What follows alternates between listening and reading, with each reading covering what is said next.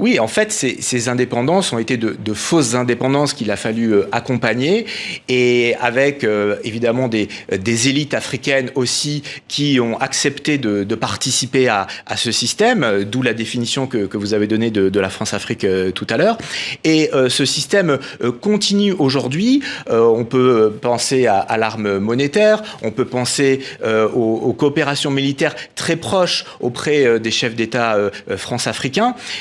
La jeunesse africaine, l'Afrique est un continent dont l'écrasante majorité a moins de 20 ans. Elle n'a jamais connu la colonisation. Elle a connu les guerres, elle a connu la corruption, elle a connu tous les problèmes de l'Afrique actuelle, mais c'est pas la colonisation leur problème. Donc, arrêtons, nous, de nous flageller sur ces sujets. Arrêtons de donner des prétextes aux autres de dire on peut pas travailler avec ces gens-là, c'est les anciens colonisateurs. Ce discours, c'est plus le discours pour la jeunesse. Et puis, il y a aussi à la fois, en même temps, cette idée de dire, voilà, nous, les présidents français actuels, nous ne sommes pas de cette génération.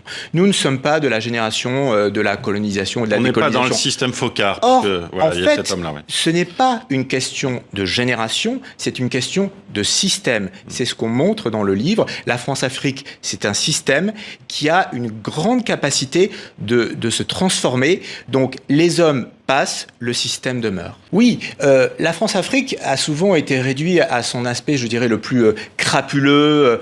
On en parle évidemment dans ce livre, tout ce qui concerne les coups d'État, les assassinats, le mercenariat. On revient longuement sur la figure de Bob Denard, qui travaillait en lien avec les services secrets français. Les fameux barbouzes. Les fameux barbouzes. Tout cela a longtemps existé. Bien entendu, cet aspect crapuleux, voire criminel, existe toujours, notamment en ce qui concerne le trafic d'armes, mais on ne peut pas réduire la France-Afrique à cela, et y compris aux relations interpersonnelles avec les chefs d'État africains. Il y a aussi tout un aspect institutionnel, structurel, qui concerne la domination monétaire, qui concerne les bases militaires, qui concerne la coopération militaire. Et ça, ce qui est très intéressant dans votre livre, c'est que vous expliquez que ça s'est mis en place justement à la conférence de Brazzaville en partie, avec justement la France, qui pressentait clairement avec les mouvements de revendication qu'elle allait perdre ses colonies, et donc elle a préféré encadrer d'une certaine manière pour ne pas perdre son précaré. C'est bien ça, hein. Il y a cette approche historique qui est passionnante. Je pense que c'est un apport majeur du livre. Un, de montrer que la France-Afrique existe toujours sous d'autres visages, et deux, de montrer que cette France-Afrique a des racines coloniales très profondes, bien antérieures à la Ve République et à De Gaulle et à Foccart. Et on voit bien que derrière des effets d'annonce aujourd'hui, je pense par rapport, par exemple, à la réforme du franc CFA, qui est en fait une fausse réforme parce que tous les mécanismes de domination sont toujours là. Je pense aussi au redéploiement militaire. En fait, le ministre des Affaires étrangères lui-même a dit qu'il fallait moins d'emprise mais plus de muscles finalement. Donc on voit bien qu'on est toujours dans cette même logique, même si derrière les mots, on fait penser qu'on est passé à une autre ère. Ce n'est pas le cas, malheureusement. C'est surtout l'esprit de ces rapports qui ont été noués en 60 qui demeure. Vous voyez, je veux dire, c'est moins le contenu ou la lettre qui a nécessairement évolué que l'esprit.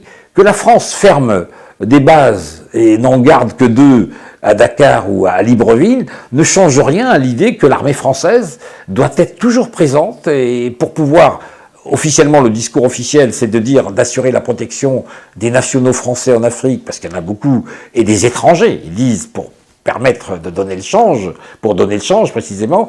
En réalité, c'est une façon aussi de dire que nous restons un petit peu là, les gardiens en quelque sorte des lieux, pardonnez-moi, sacrés de l'ex-domination française en Afrique. Et on tient des réunions particulières avec le club francophone. Et ce club francophone lui-même tient à avoir toujours des rapports spécifiques avec l'ancienne puissance coloniale. Mais quand je dis le club francophone, c'est là la grande distinction, c'est que la France-Afrique, c'est quelque chose, c'est un système qui existe au niveau des élites et au niveau du personnel politique de haut niveau, c'est-à-dire les chefs d'État africains. C'est un peu la survie des chefs d'État africains, de beaucoup de ces chefs d'État africains, survie politique, qui est bien évidemment indissociable de ce système franco-africain, de cette fameuse France-Afrique, que j'appelle en tout cas toujours, moi personnellement, de cette politique néocoloniale, qui fondamentalement n'a pas changé dans son esprit,